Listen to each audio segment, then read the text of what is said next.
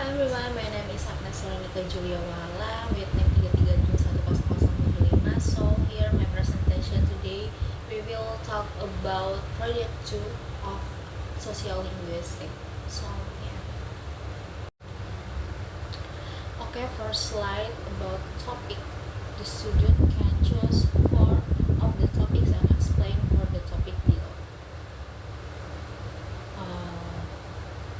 First, language change, female language feature, 3 sexist language, and last, perlocutionary. So language change, introduction. Language undergo functional change, but not at constant speed. External and internal dynamics affect the speed as well as the different scales at which change occurs. Among important external factors, societal change, mobility, and the ensuing language contact create condition of stability or instability and upheaval. Language internal change may be triggered off by external change, for instance, when this led to lively contact between language or varieties, but internal change may also begin seemingly autonomously and may affect different subsystems or subsystems or on or more subsystem at different stage. Definition. Language change refers to the natural and continuous evolution of language over time. It encompasses alteration in various linguistic elements such as vocabulary, grammar, pronunciation, and usage pattern within a speech community or across different communities. This change can occur gradually or rapidly, influenced by internal factors: linguistic, innovation, language contact, and analogy. An external factor, social, culture, political change, technological advancements. Language change is a fundamental aspect of language development and adaptation, reflecting the dynamic nature of human communication and cultural evolution.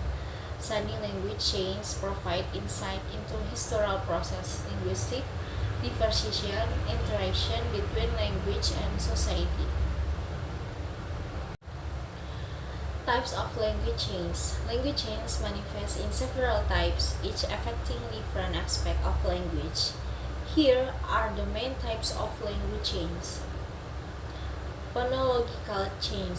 Phonological change involve alteration in the pronunciation of sound or phonemes in a language. Example, the Greek vowel shift in Middle English, where long vowels underwent systematic change in their pronunciation. 2. Semantic change.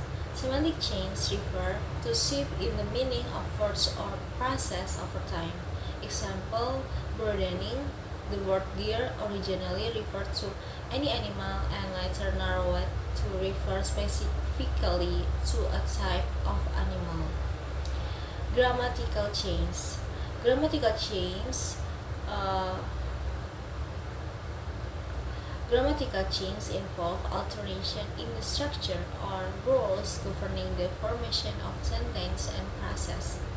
Example, loss of inflection. English has simple its system of noun and verb inflection compared to Old English. Lexical change.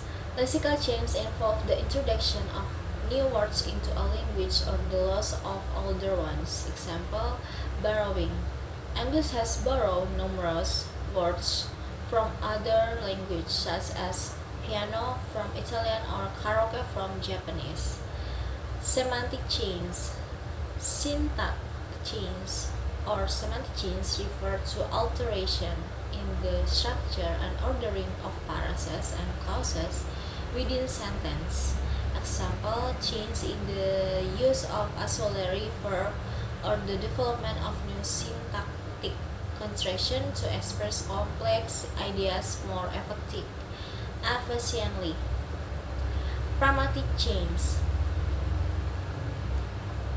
Pragmatic change involves shift in the use of language in social contexts, including politeness, strategies, and discourse convention. Example, change in the use of honorifics or politeness markers to reflect cultural shift in societal norms and expectations. So conclusion. In conclusion, language change is a dynamic and ongoing process that shapes the evolution of language worldwide. Throughout history and across different linguistic communities, language undergo various types of change that reflect shift in pronunciation, meaning, grammar, vocabulary, syntax, and pragmatics. These changes are driven by a combination of internal factors such as linguistic innovation and external factors such as societal, cultural, and technological influence. Studying language change not only reveals the intricate patterns of linguistic evolution but also provide valuable insight into the interconnectedness between language and society. It allows us to understand how language adapt to meet the communicative needs of their speaker over time, reflecting cultural shift, historical development, and technological advancements.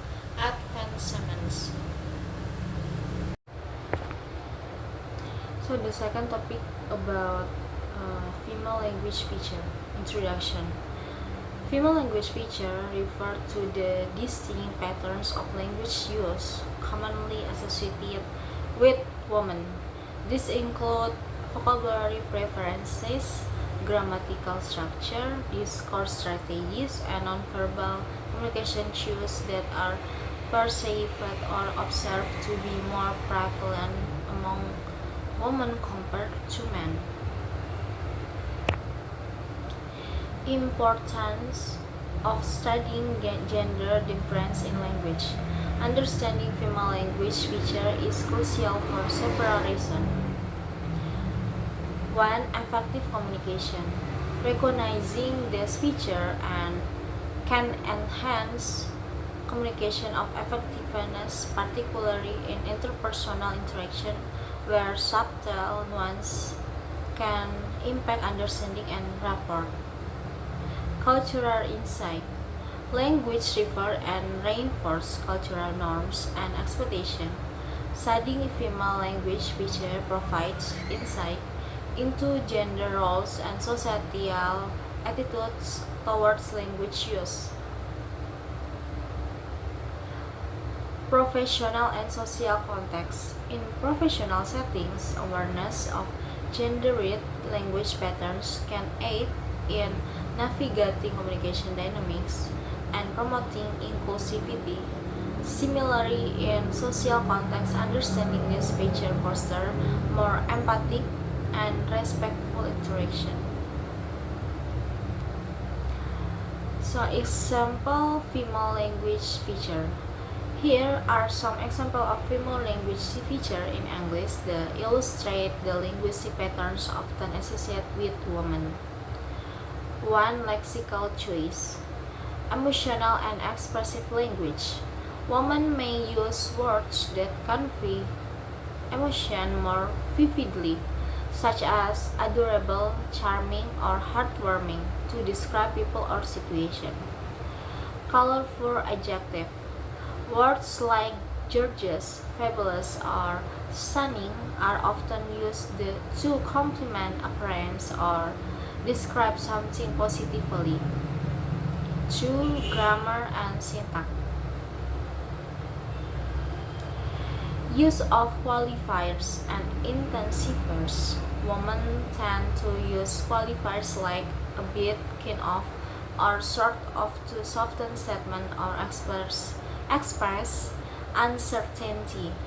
Intensifiers such as really, very, or so may also be used to emphasize feelings or opinions. Complex sentence structure. Women may use longer, more complex sentences to provide context or detail in storytelling, or explanation. 3. Discourse strategies. Polite forms and indirect requests. Women often use polite language and indirect requests to maintain harmony and avoid appearing too assertive. For example, would you mind helping me? Or could you possibly pass the salt? Take question. Adding a take question at the end of statement like it's nice weather today, isn't it? Is common among women to seek agreement of confirmation. Nonverbal communication. Facial expression. Women may use facial expressions such as nodding, smiling, or raising eyebrows more frequently to convey agreement, encouragement, or empathy. Gestures. Hand gestures that accompany speech can be more expressive and varied, adding emphasis or clarification to verbal communication. For the last, social and culture influence. Empathic listening. Women often engage in active listening behavior such as nodding, maintaining eye contact, and providing verbal affirmation like I understand or that must have been difficult.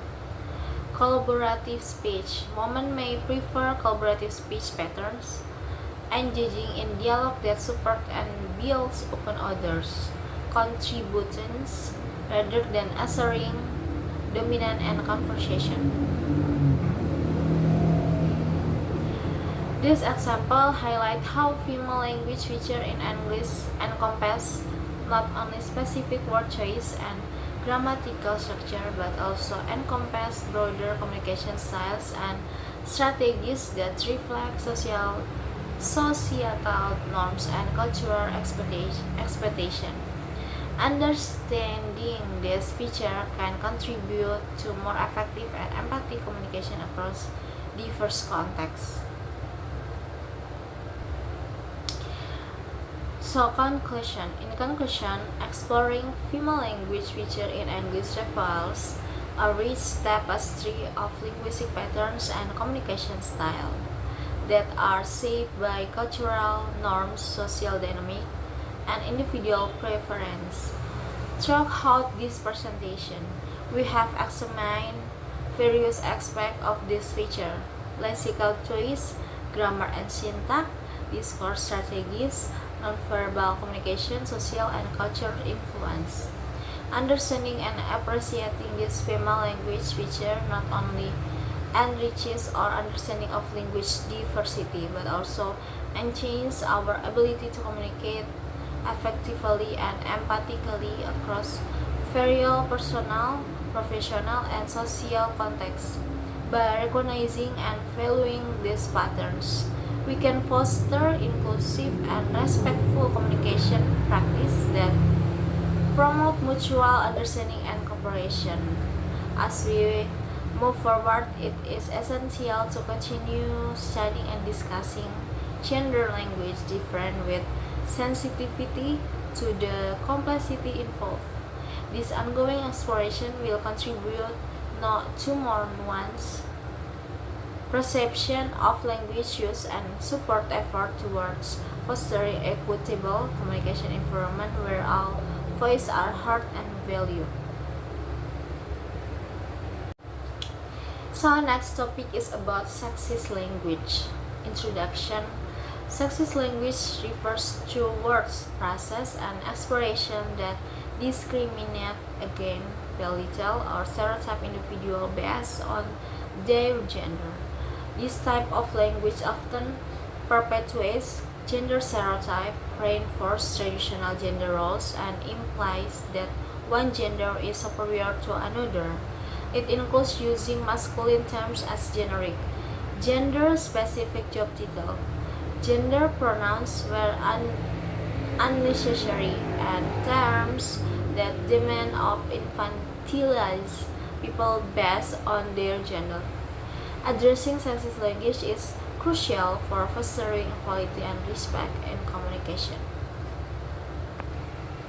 Definition. What is sexist language? It is inherently discriminatory language, either written or spoken, that implies an unjustified sexual bias against a group or an individual, usually women but sometimes men. The identification of sexist language and the need for a change to non-sixth form have long been topics of controversy. In this article, we review the history of the debate as well as the evidence that this form of discriminatory language causes harm. The latter point is important since the whole question is often dismissed as insignificant. The relevance of the issue to scientific and particularly medical rating is explored. Finally, a survey or journal rating is present to help answer first the question of how much a problem still exists, and second, if so, what recommendations are needed to ameliorate it. What are the world's sexist language? French, Italian, Portuguese, and Spanish, among others, are legit Romance language because of their Latin roots. French is the sexist language because, as native speaker will tell you, French words encourage the lips to be pursed.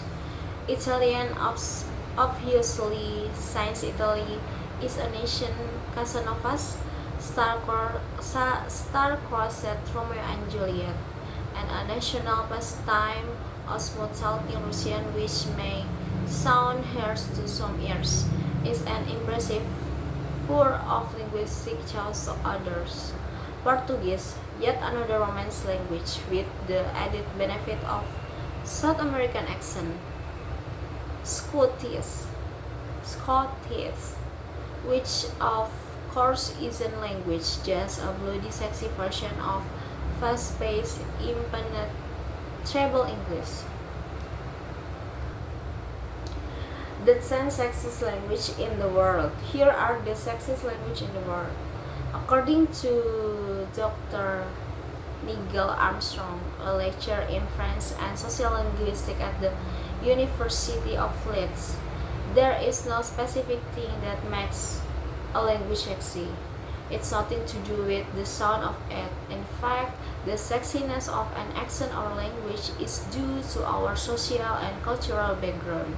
As fought for by our readers, we have the world sexist accent, so here's the language you should be learning how to speak if you want to impress the special someone.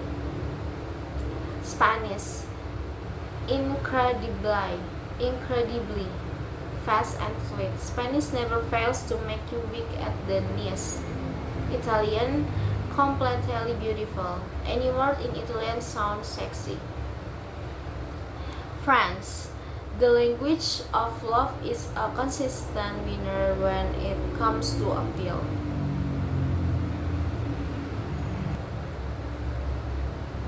Brazilian Portuguese. Brazilian have quite a strong accent with Italian influence adding extra attractiveness to the language. Arabic, throaty and with an almost French sound at times. Maghreb Arabic is spoken in Morocco, Tunisia, Algeria, and Libya. Norwegian. The Norwegian accent has a sort of sing-song effect too, it making it one of the sexiest languages in the world. Hungarian. Hungarian sound beautiful when sung with a rhythmic vibe to the consonant. Thai. Thai is a tonal language, so the accent goes up and down. Russian, with short vowels and strong sound. Russian is a clear, direct, and surprisingly sexy. Turkish. Turkey has many regional dialects, all of which are quite beautiful to listen to. Conclusion. Sexist language perpetuates harmful stereotypes and reinforces gender inequality, impacting individual and society as a whole. To foster a more inclusive and equitable environment, it is essential to recognize and address the use of such language by promoting awareness and adopting inclusive language practice. We can challenge discriminatory norms and contribute to a culture of respect and equality for all genders. So the last topic is about Pyrrhotionary acts. Introduction. In the study of speech acts developed by philosopher G.L. Austin and further elaborated by John Searle, language is analyzed not just for its content but for its function in communication. One key concept in this file is the Pyrrhotionary act. So, definition. A Pyrrhotionary act refers to the effect a speech act has on a listener. This effect can be emotional, cognitive, or behavioral.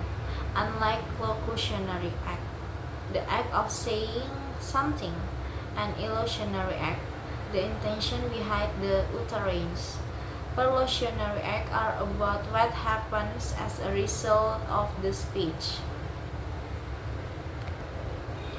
Example of Pyrrhotionary acts: emotional effect, utterance.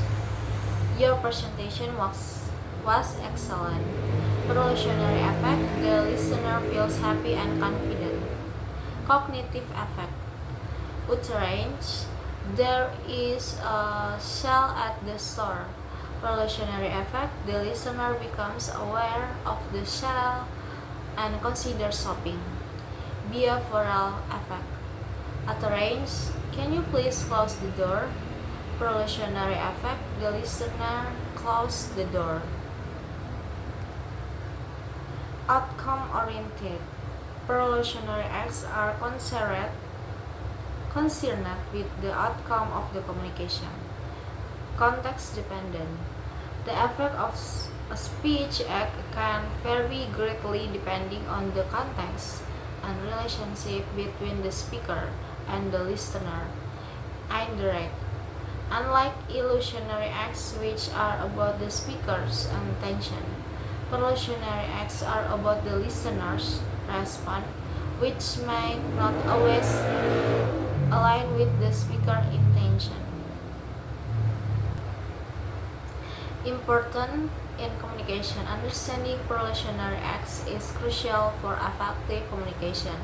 Recognizing that what we say can have varied impact on different listeners helps us to be more mindful of our words and their potential effect. It also highlights the importance of context and audience in shaping the outcomes of our speech. Conclusion.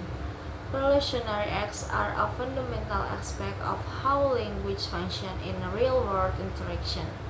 They remind us that communication is not just about conveying information, but also about influencing others in various ways. By being aware of the Pyrrhotionary effect of our words, we can strive to communicate more effectively and impactfully. So that's all my presentation today, and thank you.